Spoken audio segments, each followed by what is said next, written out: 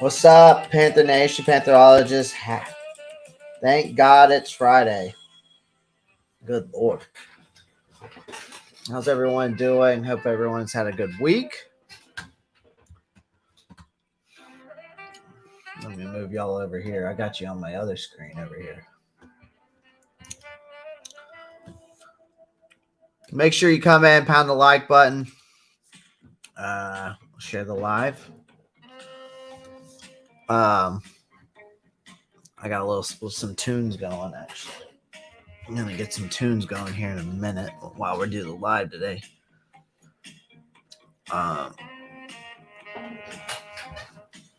Let's see here. Actually, that's fine. It doesn't need to be much louder. I'm sure y'all can hear it anyways.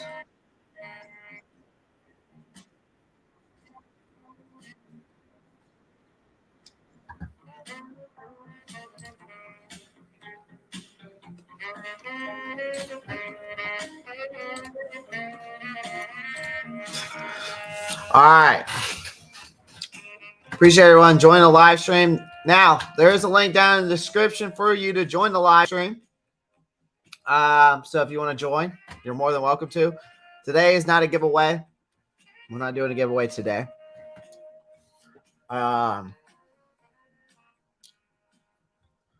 We will be doing a giveaway again soon, but not today. Can't be doing it every Friday. But this is a chance for you to join the live stream. I do have some topics to talk about today. Got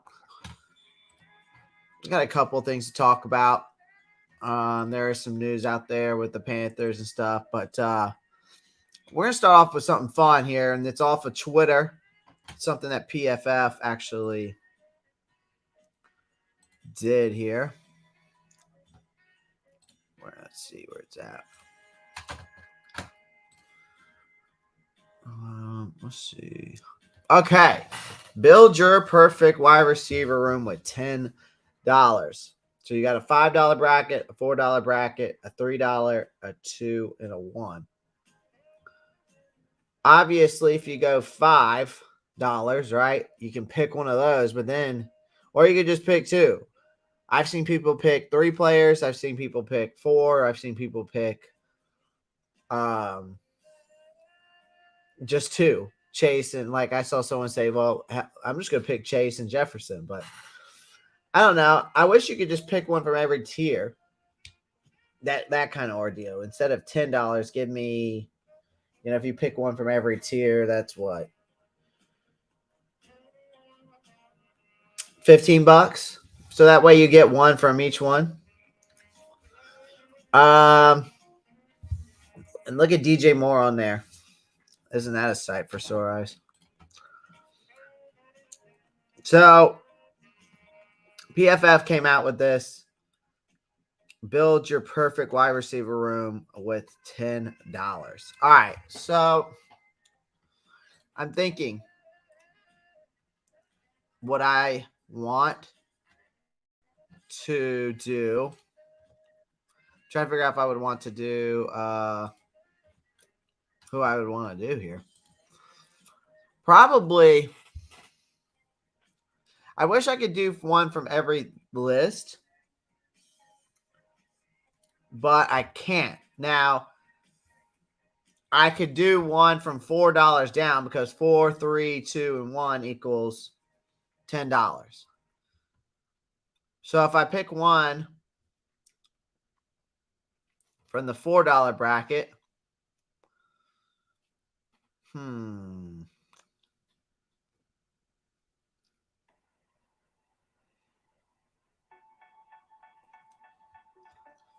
I would probably have to go Deebo Samuel because it's kind of obvious for me being a Gamecock fan.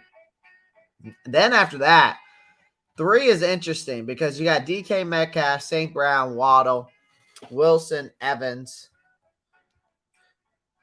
I mean, you could build this so many ways. So I would probably, like, for me, I'm going to go with Deebo because of his versatility. I'm going with Mike Evans, who's probably very underrated. Probably one of the most underrated guys probably on this list. who has over 1,000 yards every year. He's basically been in the league. Then I'm probably gonna take. Of course, we gotta take our boy DJ Moore. And then in the one, probably either Mike Williams because he's a big body. I like Christian Kirk too in the slot, or Cooks. Michael Thomas he's gone, dude.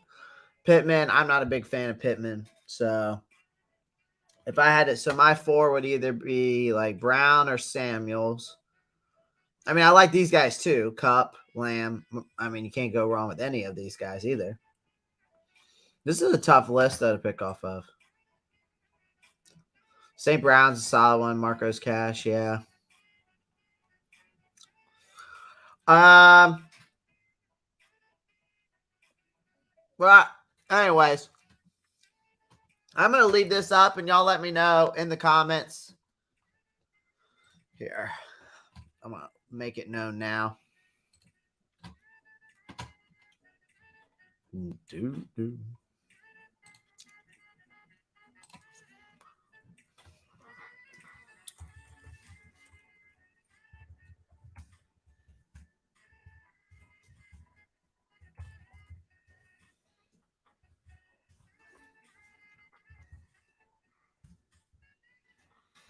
I'm gonna put build your wide receiver room with this PFF.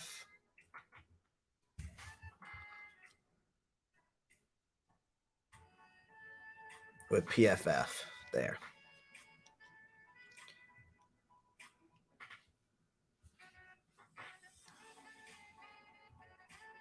There you go. No, don't hide the chat. Oh, show chat. There we go. All right, there you go. All right, I'm going to leave this up while I talk, though. So apparently the Seahawks called the Panthers ahead of the draft about the number 1 pick yesterday, which was pretty interesting to me. Now, for those of you that don't know, not yesterday. I don't know why I said that yesterday, but there was news that came out yesterday, but it was in the blueprint, which I didn't really even talk about, which was kind of interesting. It was in the last episode, and the Panthers, when they called, if you remember the part in the blueprint episode, they were saying that, you remember that part where Scott, or I can't remember who was on the phone. I don't remember if it was Scott or if it was I can't remember who it was now. I don't remember if that was when the guy beside, or if it was Frank Wright. No, I think they called Scott. Anyways, they came out and said that anyways, I'm getting lost of track of what I'm saying here. I'm sorry. But anyways, in the last episode, John Schneider of the Seattle Seahawks, we got to see the part where he called up Scott Fitterer, asking him if he would be open to trading the number 1 pick on draft night. Now, we know that John Schneider and Scott Fitterer worked together in Seattle for over a decade, or were close friends, and he helped. I mean, Scott Fitterer helped usher that Super Bowl team there at Seattle, and then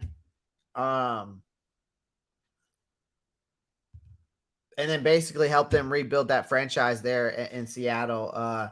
He built up that defense, the Legion of Boom. He put that coaching staff together there too as well, drafted that whole team, and then helped them develop a quarterback.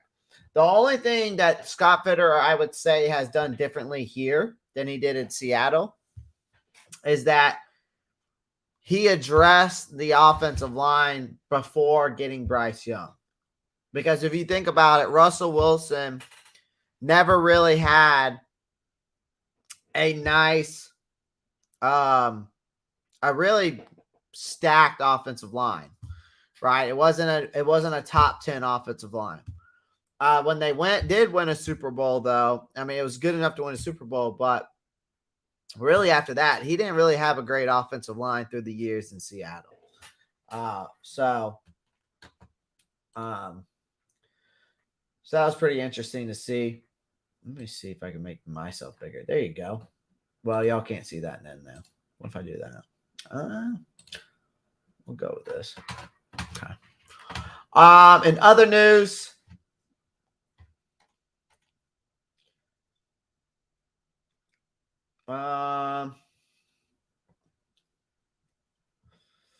training camp is coming up. Tickets will be available next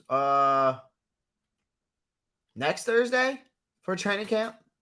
And they're free apparently. So yeah, check that out.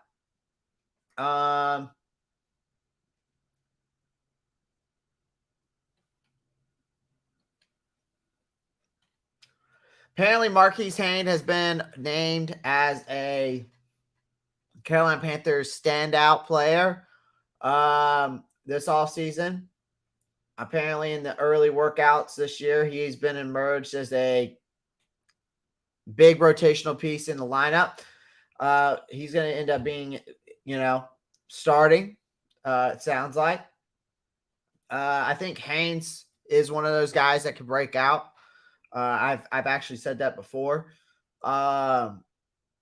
We've got a decent number of depth pieces. As we looked at, yesterday, we were looking at Sports Illustrated early 53-man roster. I mean, we've got 10. They put 10 linebackers on that 53-man roster prediction. So, you got a lot. We got a lot of depth there, and I think Evero is going to be using every ounce of player that we're going to have left and all the versatility that we will have on that defense. And with Haynes, I think that's going to play to his strengths even more, because for him to get that prominent role, and then on the fact that he's in a contract year. So if he can prove that he fits well in this scheme, and it's obviously a win-win situation for all of us, and he's going to get an extension. So I'm looking forward to see what Marquise Haynes brings to the table this offseason as we continue on. In other news, apparently there's been some sayings that Miles Sanders is unhappy, but I don't think it's with us. I think it's more because of how the running backs are getting paid in the NFL. Because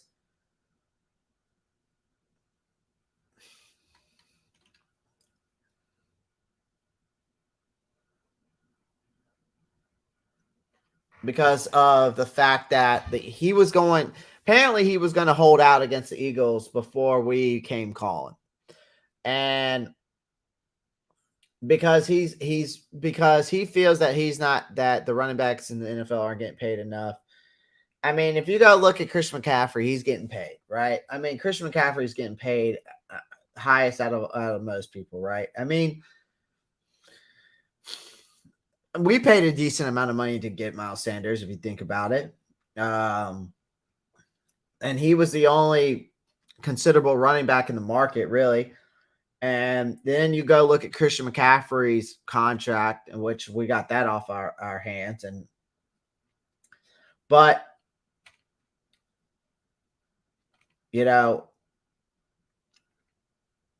he has a long quote here saying that from people and GMs or owners who think the running backs are not as valuable as much as it is, lie, because you've got to see how everything plays out. You've got to see what guys like Christian McCaffrey, the stuff he does, things that Saquon Barkley does, the things that Josh Jacobs consistently does each year.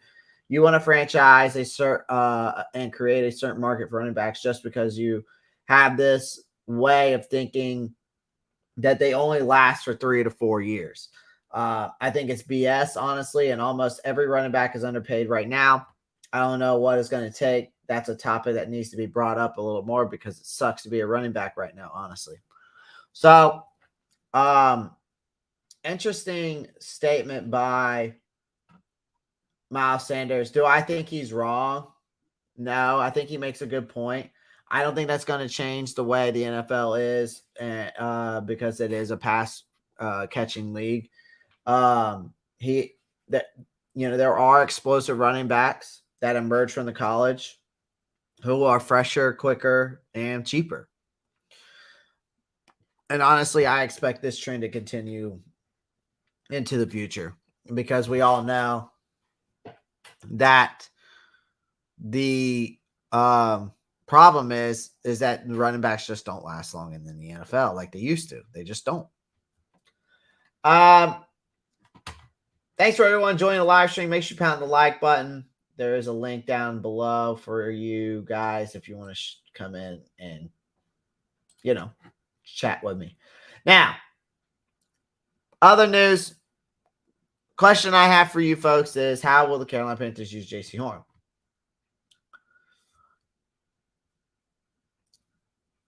You have to think about how we feel with the whole ankle and foot injury that ruled him out of mandatory minicamp.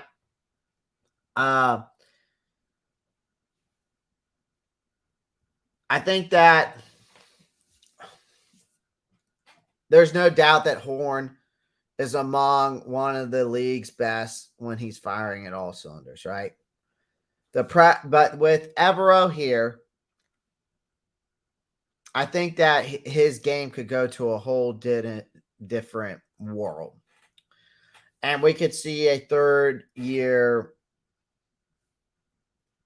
jump with him, like how Jalen Ramsey did, just because of how Evero is such a good defensive coordinator and how he can coach up these guys. However they choose to use J.C. Horn throughout our season, I think one thing's for sure, that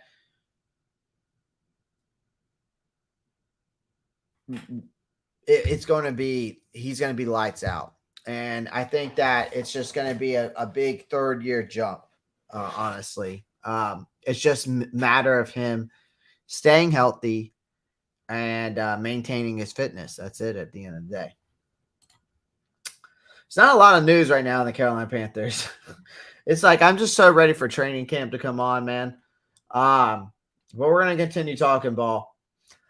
Apparently, Bryce Young's height is no longer a concern, just because I think the transition has been so smooth, just because of how poised, his intelligence, his ability to, do all the magic under center. It's still early in the preparation period, though, and pads have yet to be put on. You know what I mean? And now we're going into training camp. I think when we were picking Bryce Young, it was a huge concern, size and height and all that. And it's still, I feel like those rumors have finally settled. But Miles Sanders even came out and said, look at him.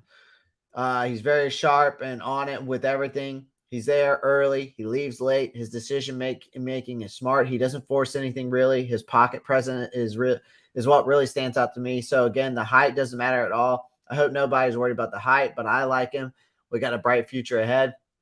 He says his pocket presence is amazing to me. You think he's going to get sacked. You think he's just looking. He's lost in there. But no, he got his eyes down the field. His release is quick too. So let's go quick, and it's accurate. So Miles Sanders has had a lot to say recently, it seems like. I think everyone's been blown away with Bryce Young so far. And I'm looking forward to see what happens through training camp and through preseason. So far, so good. I mean, there's really not much going on in the Carolina Panthers world right now. unfortunately. Let's see what else.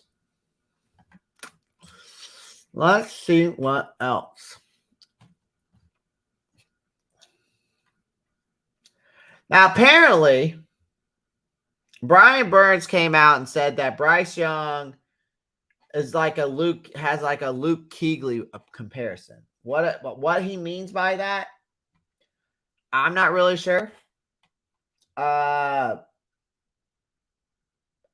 think it's apparently because it's based off of how Bryce Young and his leadership skills are. Brian Burns said that overall he just fits the culture we're trying to have in Carolina. Burns said, and then coming into my rookie year, he was saying, I was looking up to guys like Kuechly, Shaq, Christian, Mario, people like KK Short. That's the kind of mold we got. And he goes, there's no egos. It's all about getting better. It's all about working. Burns continuing. He fits the mold to a T. So, we traded a king's ransom to move up to draft Young. We even gave up a first round pick next season. And I think that everyone here believes that Bryce Young is going to take our franchise to the next level. He won a Heisman. He won a national championship. He's proven that his skills are, you can succeed with his skill set, right? I feel like that we're just looking, but I feel like all those things are great, but I feel like we're looking more than for just a quarterback, right? We need a true leader to lead our team to the promised land. We haven't made the playoffs since 2017, right?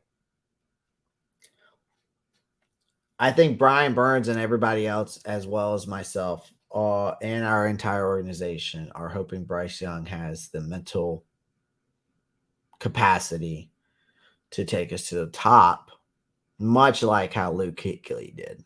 And I think that's what Brian Burns was getting at. So I'm hoping and praying that happens. But we'll see. We will see. We will see.